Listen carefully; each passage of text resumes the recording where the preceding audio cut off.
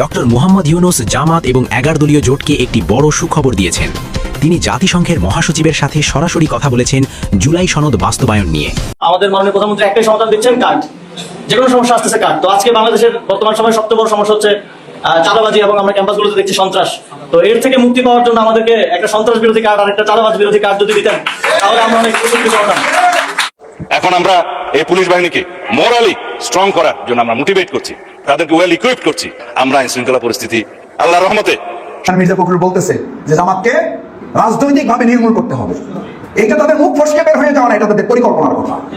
প্রিয় দর্শক, এই মাত্র পাওয়া সর্বশেষ গরম বাংলা সংবাদ। অবশেষে কপাল খুলতে চলেছে জামাতে ইসলামী এবং ইসলামী ছাত্র শিবিরের। হঠাৎ কি খেলা শুরু করে দিয়েছে ডক্টর মোহাম্মদ ইউনুস। অন্যদিকে কপাল পুড়তে চলেছে বিএনপি সরকারের। তো দর্শক, আজকের এই ভিডিওটি অত্যন্ত ইম্পর্টেন্ট হতে চলেছে, দয়া করে কেউ স্কিপ করবেন না। চলুন দর্শক, ভিডিওটি মনোযোগ সহকারে স্ক্রিনের মাধ্যমে দেখে আসি। জামাতকে সুখবর দিলেন ডক্টর ইউনুস। চরম খেলা দেখালো ইউনুস।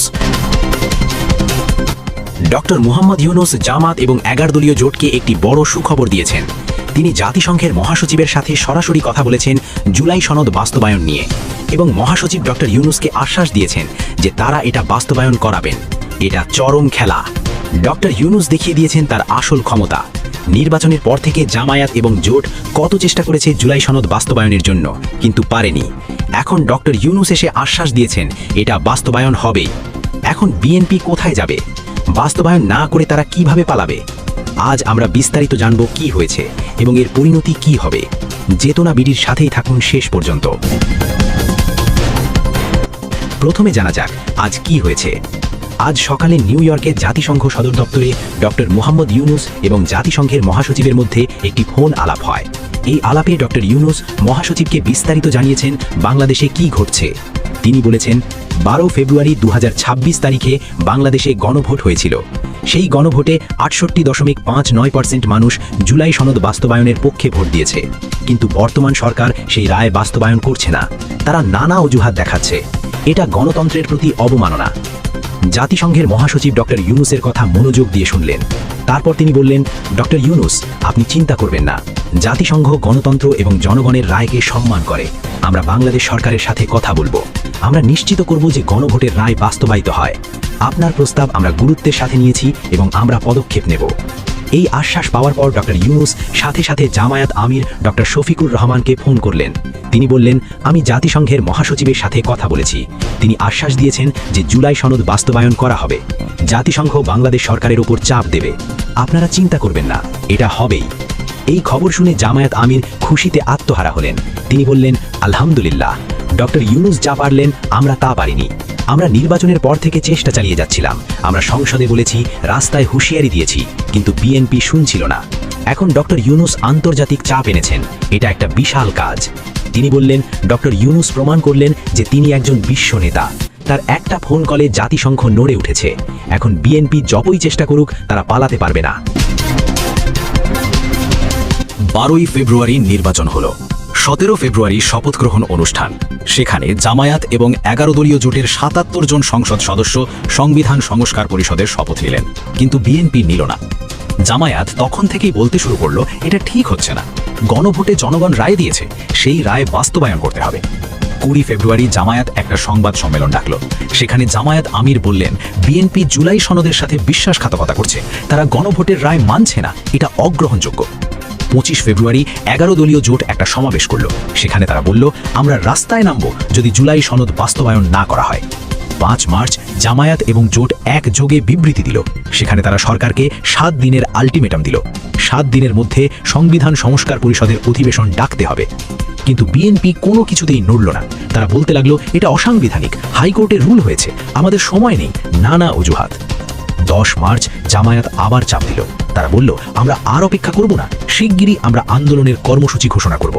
12 মার্চ সংসদে জামায়াত আমির বিরোধী দলের নেতা হিসাবে এই বিষয় উত্থাপন করলেন। তিনি বললেন, আজ 30তম দিন। প্রেসিডেন্সিয়াল অর্ডার অনুযায়ী আজকের মধ্যেই সংবিধান সংস্কার পরিষদের অধিবেশন ডাকা উচিত ছিল, কিন্তু ডাকা হয়নি। কিন্তু স্বরাষ্ট্রমন্ত্রী সালাহুদ্দিন কড়া জবাব দিলেন এবং কোনো আশ্বাস দিলেন না। মানে পুরো 1 মাস ধরে জামায়াত এবং জোট চেষ্টা চালিয়ে যাচ্ছে। তারা সংবাদ সম্মেলন করেছে, সমাবেশ করেছে, আলটিমেটাম দিয়েছে, সংসদে প্রশ্ন তুলেছে, রাস্তায় নামার হুঁশিয়ারি দিয়েছে, কিন্তু বিএনপি নড়েনি। তারা একই অজুহাত দিয়ে যাচ্ছে। কিন্তু এখন পরিস্থিতি পাল্টে গেছে, কারণ ডক্টর ইউনূস মাঠে নেমেছেন এবং তিনি যা করেছেন সেটা জামায়াত এবং জোট করতে পারেনি। তিনি জাতিসংঘের মহাসচিবের সাথে কথা বলেছেন এবং মহাসচিব আশ্বাস দিয়েছেন। এখন প্রশ্ন হলো, জাতিসংঘের মহাসচিবের আশ্বাসের মানে কি? এর মানে হলো জাতিসংঘ এখন বাংলাদেশ সরকারের ওপর চাপ দেবে। তারা বলবে, তুমি গণভোট করিয়েছ, জনগণ রায় দিয়েছে, এখন সেই রায় বাস্তবায়ন করো। জাতিসংঘ বিভিন্নভাবে চাপ দিতে পারে। প্রথমত, তারা একটা আনুষ্ঠানিক বিবৃতি দিতে পারে। সেখানে তারা বলবে, আমরা বাংলাদেশ সরকারকে অনুরোধ করছি গণভোটের রায় বাস্তবায়ন করতে। এই ধরনের বিবৃতি বাংলাদেশ সরকারের জন্য লজ্জাজনক হবে। দ্বিতীয়ত, জাতিসংঘ তাদের সদস্য দেশগুলোকে বলতে পারে বাংলাদেশের ওপর চাপ দিতে। আমেরিকা, ইউরোপিয়ান ইউনিয়ন, ব্রিটেন এরা সবাই জাতিসংঘের সদস্য, তারা বাংলাদেশের ওপর চাপ দিতে পারে। তৃতীয়ত, জাতিসংঘ অর্থনৈতিক চাপও দিতে পারে। তারা বলতে পারে, যতদিন না গণভোটের রায় বাস্তবায়ন হয় ততদিন আমরা একটু সহায়তা বন্ধ রাখব। এই সব চাপের মুখে বিএনপি কি করবে? তারা কি টিকতে পারবে? না, পারবে না। কারণ বাংলাদেশ একটা ছোট দেশ, আমরা আন্তর্জাতিক সম্প্রদায়ের উপর নির্ভরশীল, আমাদের অর্থনীতি রপ্তানির উপর নির্ভরশীল। যদি আন্তর্জাতিক সম্প্রদায় আমাদের বিরুদ্ধে যায় তাহলে আমরা শেষ। বিএনপি এখন কোথায় যাবে? তাদের সামনে দুইটা অপশন, হয় তারা জুলাই সনদ বাস্তবায়ন করবে, নয়তো তারা আন্তর্জাতিক চাপের মুখে পড়বে এবং সেই চাপ এত বেশি হবে যে তাদের বাধ্য হয়ে বাস্তবায়ন করতে হবে। ডক্টর ইউনূস চরম খেলা দেখিয়েছেন। তিনি জামায়াত এবং জোটকে সুখবর দিয়েছেন। তিনি বলেছেন, তোমরা চিন্তা করো না, আমি আছি, জাতিসংঘ আছে, এটা বাস্তবায়ন হবেই। জামায়াত এবং জোট 1 মাস ধরে চেষ্টা করেছে। তারা সংসদে প্রশ্ন করেছে, রাস্তায় হুঁশিয়ারি দিয়েছে, কিন্তু বিএনপি শোনেনি। কারণ জামায়াত এবং জোট দেশের ভেতরের শক্তি। বিএনপির হাতে রাষ্ট্রীয় ক্ষমতা আছে। তারা মনে করেছিল তারা দেশের ভেতরের চাপ সামলাতে পারবে, কিন্তু ডক্টর ইউনূস এনেছেন আন্তর্জাতিক চাপ, এবং আন্তর্জাতিক চাপ অনেক বেশি শক্তিশালী, কারণ বাংলাদেশ আন্তর্জাতিক সম্প্রদায়কে উপেক্ষা করতে পারে না। এখন বিএনপির সামনে আর কোনো পথ নেই, তাদের জুলাই সনদ বাস্তবায়ন করতেই হবে। কারণ একদিকে দেশের ভেতরে জামায়াত এবং জোট চাপ দিচ্ছে, অন্যদিকে এখন আন্তর্জাতিক চাপ আসবে। দুই দিক থেকে চাপ। বিএনপি কোথায় যাবে? তারেক রহমান এবং সালাহুদ্দিন যতই বলুক এটা অসাংবিধানিক, হাইকোর্টে রুল হয়েছে, এসব কথা আর কাজ করবে না। কারণ জাতিসংঘ এসব কথা শুনবে না। তারা শুধু একটা কথা বলবে, গণভোটে